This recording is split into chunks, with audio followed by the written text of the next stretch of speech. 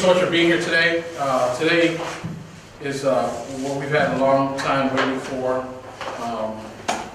deployment of anti-crime cameras in the city.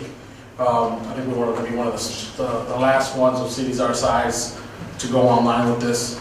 The reality is fighting crime today is a multifaceted approach. That's not just more men and women on the street, which we are doing. We're up 45 new police officers in the last 5 years, and better equipment, which we are doing. New police vehicles, state-of-the-art, evidence room, all the work that the chief's doing to make the city safer. So all of the things that we need to do, we're doing right. This is just another step in modernizing crime fighting in the city of Lawrence. It's always good to be smarter than the bad guys and faster than the bad guys. And this equipment really does make us, brings us a step closer to being smarter than and faster than them. I'm sure the chief will give you a long roster of cameras that we've used in solving crimes, but I think it's important to note that just Friday we had a fire, and the cameras were reporting it. That just this morning in a place that we're going to show you, that we had some dumping happen, and we're going to use the cameras to find out who did the dumping in that section. So this thing is, the approach of these cameras, again, is just to do what we've already been doing, by the way. We've been doing it with cameras from private citizens. They have their cameras up on their thing for commercials. People as well, bodegas and barbershops would have their own cameras up. We've been getting that camera. This just brings the city into the game. The city our size, with the amount of activity we have, the number of people we have, this is another way we make people safe. I will tell you that this could not have been done clearly without the help of our friends in government, and ensure that we get the money we need. The state delegation is always super helpful. The federal delegation, and of course the city council. And having that ability to pay for on our own, pay for this type of equipment is very important. But lastly, I was just reading back up on some of my management class stuff, and they always say first who and then what. And this is the what. And the first who was hiring a chief of police that had the understanding and the wherewithal to start moving on these things that are incredibly important chess moves against the crime that happens in our city, and then having the stick-to-itiveness to get it done. So Chief Vask's work in getting this done and getting this operational has been fundamentally important. And I think the men and women of the department are better served under our new chief. And with that, I'd like to introduce our new chief, Roy Vask. Good afternoon. Thank you for being here. Statistically, last year, Lawrence had its best year, down over 40% in Part 1 crimes. This year, I'm happy to say that we're trending in that same direction, another 20% on top of that 40%. It goes without saying, those are the best numbers we've had in over 20 years. It says a lot about where we are going as a community. That being said, at some point, we're going to reach our level of funding in terms of police officers on the street. I think the mayor, to his point, has done an outstanding job of hiring police officers every year to the city, and the city council every regard funding those positions every year as well. Goes, obviously, without their support and their determination in the fight against crime, that we wouldn't be here where we are today. That being said, we have to take it to the next level. At some point, we have to start being a little more forward-thinking in how we're going to continue to attack crime. And as we were discussing earlier, at some point, we're going to level off in crime here and really get to the point where we're bottomed out, and now we have to think about other ways of solving more crimes and driving those numbers down. And that is obviously in technology. The cameras are a no-brainer, really. As the mayor said, we're one of the other last major cities that have cameras. Cameras have been deployed in major cities for a long time. As the mayor also said, we've had great success, and I can tell you in my time in the detective division, solving a lot of crimes, including homicides, where quite frankly we wouldn't have been able to solve those crimes without the use of cameras. And those were all public cameras, private cameras I should say, businesses and homeowners. Again, no way we'd be able to solve some of those things without the use of cameras, and just giving us that one little bit of information that really led down to getting that crime solved. So that being said, multiplying that sort of philosophy with the citywide camera program just leads you to think that we're going to solve, 10 times that amount. And I can tell you in the short time that we've been deploying some of the cameras, as we've been rolling out to this point, we've had great success already. Just a couple of weeks ago, we had a bank robbery in which an individual eventually discarded his clothing, and we were able to backtrack using the city cameras and some private cameras to find out, his identity, retrieve his clothing, retrieve a BB gun that he had in his possession. We've solved a dozen or more crimes the same way using the cameras as well. The mayor talked about the arson we just had and how the cameras were integral in identifying those individuals going in and out of that location, and we're working on that case now. So again, deploying over 110 cameras right now to this point in the city of Lawrence, I think is going to really multiply what we're able to do here and secure the city. And obviously we want to make the residents feel safer in Lawrence. Obviously we want to have the community public coming into Lawrence every day feel safer. We want the businesses to feel good about coming in Lawrence and making an investment here, not only for themselves but their workers. And obviously when you do something like that, you increase the tax rate here, businesses are worth more, residents' homes are worth more. We really start turning the page here in Lawrence. I think we're heading in the right direction. I think this is just another great step in that regard. Thank you. The other thing I just want to say, we know the statistics we talk about every day, the crime stats are going down, but it's really difficult to change the perception of crime in our city. We have a very busy courthouse, so things that happen in other places come and get heard here. And so the stories you'll see in the paper, they have Lawrence byline, but then some of those things didn't actually happen in the city. The other thing, it's really hard to come across and say, well, the stats show that there's a drop in crime when people still feel unsafe. When you have, sometimes they even see a high profile case or an incident that's high profile, and then people say, well, that's just probably is an example of the overall crime situation in the city. And I say it couldn't be further from the truth, but it's hard to say, it's a safer place to live and run a business when you have a high profile incident that happens that gets posted in the newspaper or in the media. So it's hard for us to fight that, but the stats aren't lying. We are definitely going down in the total number of Part 1 crimes. But we won't stop doing this work until not only the numbers are going down, but people actually feel safe too in their homes and in their businesses. And to that point, I think that we've gotten a lot of feedback on the cameras.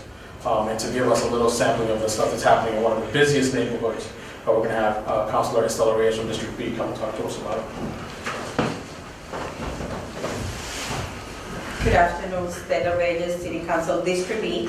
As the mayor said, the chief of police and mayor and myself, we haven't been able to get involved in many neighborhood circles. And the feedback, it has been very positive. So this is not something that we couldn't wait as a citizen to wait to happen. I think this is a great tool, not only for the police, but also for the citizen. As the chief of police say, that we have illegal dumping this morning. So most likely this is going to be provide all the information that we might need in order for us just to continue. Wrapping this, I think it's important also to say that we have a lot of hit and run accident in the city. This can be another great tool for us just to resolve that. Thank you. So that's all we have. I think we got the stats on the number of cameras, all those different places, and the number of locations. You give the number of cameras. Sure, again, so we started this project in 2 phases right now. We're going to be doing a 3rd phase later this summer with the help of the mayor and the city council. So the first phase, we had 75 cameras deployed at 35 different locations. Phase 2 is 35 cameras at 35 different locations.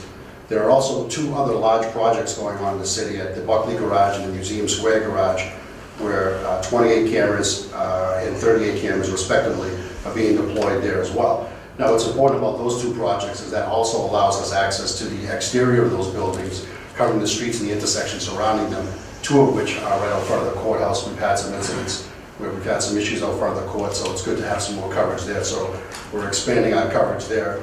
Also moving forward, like I said, phase 3 will be another 35 locations and 35 cameras as well.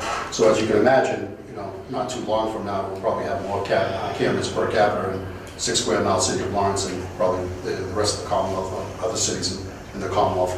So it's definitely something that we're looking forward to. We think it's definitely going to pay dividends for us. Can you talk about the dates of phase 1 and phase 2 and phase 3?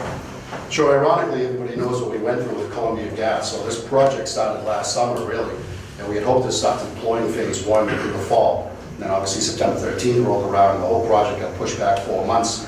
We really had to focus all of our energy and our resources on rebounding the community, getting the community back to where it needed to be for that. So everything's kind of pushed back as a result. So really, phase one probably started in February, where the majority of the cameras were starting to be deployed. Again, we talked about some of the crimes being solved as we sort of ticked our way to this point. And that's exactly what happened. Some of the cameras would go up, not every intersection. So we weren't done phase one, and that's why we're rolling it out now as a big deployment. But so probably February we were done phase one, and by the end of April we were done phase two. And those other two major projects that I talked about are ongoing right now. And then we anticipate phase three happening sometime in late summer, early fall. And how do you guys determine which locations the cameras, more cameras? Good question. So initially, the thought process on phase one was to really cover the ins and outs of the city, north and south over the bridges, three main bridges, to cover comings and goings of some sort of activity that may happen. And then from there, we kind of focused using crime statistics on some of the areas, some of the hotter areas that was related to focus on, some of the main drag areas, the business district, the club district downtown, things like that. I'm sorry, I'm unclear on the numbers there. So how many are operational right now? 110, 110. So phase two is done. just about. Gotcha. And there's a distinction between having them up and having them on. Yeah. And so I think that that's a small differences. But the other piece is too, I think that the chief did give himself enough credit. Like they did a thorough review. They went to Boston, they talked to them what they did. They talked with our law enforcement partners up and down the ladder. How could this be more helpful? Where do you see this? And this really has been an effort that the chief has thought through from top to bottom. And again, there's no pride in ownership on this. Copying what other people are doing is, and if it's effective for them, then we're doing too. So the bridges, making sure that we get everybody crossing the bridge. You can't go from north to south and launch without crossing the bridge. Then you might say, well, Mayor, why are you telling people where the cameras are? Hopefully that's a deterrent in itself. And some of the cameras you'll be able to see, there'll be these signs that specifically point out what they say and what they do. And then some you won't. And then some, as the chief has pointed out before, are they're rapid deployment cameras. They have the same effect as others, but they're going to different places.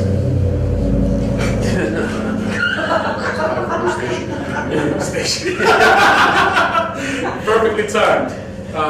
They're also in, when we see a spike, because we do a monthly ComStat meeting where we go over the crimes. We do a monthly ComStat meeting where we go over the crimes, and we go all of our own crimes every month. And when they do that, the reality is something might come up, and they might go after some, places that have been more car thefts than not. And I think that's why the rapid deployment cameras are there. We talked about the privacy concerns as well. There's been some raised about that. I guess the cameras can zoom, et cetera, right? Or some of them can. We address anybody's concern about privacy? Yeah, I think that I'll say something just brief about it as a citizen of the city. I think that no one has given up privacy for security. That's just not what this is about. And this is stuff that, although having those abilities, I think the policies that the chief has put into place with considerable input from both the community and other elected officials, I think is an important place that they're at. But I think that folks have that concern. I think they should reach out and say we can have a better explanation and education around it. This is not Big Brother looking into your bedroom or into your living room. This is really about fighting crime in the most basic places. The intersection of Park Street and Lawrence Street is one of the most busiest intersections in the city. We have been over-reliant on the bodega owner who owns that building in there, that corner, on his video cameras. Like almost every time something happens over there, we're in his basement looking at his cameras. And so now I think that what we're doing is doing what we should be doing all along, is having the city partner. So I think that it's a genuine concern, but know that this is not Big Brother, and it's definitely not exchanging privacy for security. Alcalde, ¿puedo decir algo en español rapidito Para la misma cosa. Sí. Sí, la cosa importante de saber en este proceso es que se tomó mucho tiempo hablando con muchísimas personas, diferentes ciudadanos, también como gente electos en la ciudad, para averiguar realmente la póliza de cómo esto va a actuar. Pero esto no es una persona cambiando la seguridad o por su privacidad. Realmente esto es para tal presentes en los lugares donde debemos estar para asegurar que la delincuencia, que se sabe que a veces pasa en el aire abierto, sepa que hay alguien vigilando lo que está pasando. Pero al fin y al cabo, eso no va a tener un choque con la privacidad realmente de las personas. What's the price tag of the whole project? So initially it was $200,000, and then the second phase was $100,000, so $300,000 buy-in from the city. Again, to the mayor's point, great pains was taken to make sure that privacy was certainly upheld for everyone. We worked very closely with the city council, some of which are here today, and I can tell you they're one of their biggest worries or concerns or talking points, if you will, was privacy. So, certainly something we took great pains to make sure it wasn't happening. We checked all the camera angles, the zoom cameras that you're talking about, are really at major intersections where there are no residences and things like that. So, and again, we were very transparent where we put the locations were put online. There was some talk, I can tell you, about putting up some dummy boxes, and that absolutely was not something that I was gonna have happen. I didn't want people looking in and wondering whether they filmed or they didn't film, and then if something happened there, people saying, you're picking and choosing when you want to tell us if there was film there, and that's not something we want to do. We want to be totally transparent on this, and make sure that this is a good tool for the police department to use to reduce crime and make sure that Lawrence becomes a much safer place than it is. Can you talk about the quality of, like perhaps at night, what the difference is going to be day and night? Yeah, again, like everything else, when you have better light, when it's not raining out, it's not cloudy out, you have better visibility. I think the cameras are great quality. I think you'll be able to go upstairs and take a look at that yourself. And at nighttime, certainly it's not just like when you're driving your car at night, it's not as good as during the daytime, but certainly the quality is outstanding. And I can tell you we've, again, had great success very early on in solving a lot of things, so it's been good. Okay, so, I'm sorry. Using facial recognition at all? Not at all. No, we're not looking to take this to the next level, big brother, follow people around. That's not what this is about. Again, I think the policy procedure is very transparent, and there's a lot of security in that policy that, after 30 days, it overrides itself unless we use a part of it for a court case. All that's documented. There are audits that are done. You can't move a camera without it knowing who moved the camera, what time, how long, what they did with it. So I think we're being very careful in how we're deploying the use of the camera. We want to make sure that the public is very confident in that. There's no behind the scenes of. Chief, could you tell us who's going to be manning the cameras and who will have access to them? Again, so in the policy and procedure, very stringent on who can do what with the cameras. The cameras are live in the dispatch area, so whoever's working the dispatch area will be able to monitor those cameras. Again, they have very limited access in terms of what they can do other than viewing them. It'd be no different than you viewing something, or a police officer standing on the corner being able to view something. There are only 2 officers in the entire department that have access to be able to download any information and secure that for court purposes, or if a citizen wants something, files a record for something like that, we can do that as well. All documented, and again, we want to make sure that everybody's comfortable in that procedure. I myself cannot even download anything off the camera, so we're being very particular about who can do what and making sure that everybody's comfortable with that procedure. I think you just answered one of my questions with how long the data is kept and who has access to it. But just to be clear, you don't go looking for something when there's an incident. Someone could watch that at any time. If I was walking down, I don't know, Essex Street, going to Coffee Definitely Donuts. I mean, anybody could watch that at any time if there were a camera at that location. Sure, I guess it would be like an officer walking down the street, watching you walk down the street. Same thing. What you can see in the public is what you can see in the cameras, nothing more, nothing less. And again, you have 30 days, it overrides itself, and just, we go on to the next 30 days. And Chief, you mentioned a $300,000 buy-in from the city. Now, is that the grant funding? So you had mentioned some federal and state. No, it's money we have called, it's from our reserves. We thought it important enough for us to take that out of our reserves and pay for it on our own. I would say that we are looking at, and we are now trying to partner with the school department on a pretty good grant that's out there for $500,000 for more cameras, and we're trying to write that grant and see if we can expand this program to incorporate that. We all know what's going on in the world today in terms of school shootings and things like that, so we want to try to link all that stuff together and hopefully expand the project with them. And also, I would say that we're looking to expand this with the business community as well. We're trying to be as smart as we can about the money and seeing how we can expand the program with the least amount of impact on the residents. And I think that's another area or another avenue that we're not looking at now. Last question? Did you say you might be close to an arrest for that arson fire last Friday, or? I would just say that we're doing an ongoing investigation. I think the cameras were integral in providing some, some more information that we're using. I just want to, on that one piece, just, they didn't want me to talk about it, and I'm sorry that I added it, but it's just one of the times when the investigation is still warm, so I apologize. Is there audio or is it just video? Just video.